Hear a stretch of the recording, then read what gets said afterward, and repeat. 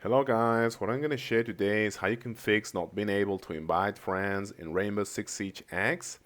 Now, the level 1 solution is just going to be like a basic reset, okay? You can just restore, and all of your friends do, they should restore your game client and your game. And if that fails, a full system restore should be performed, okay? So keep that in mind.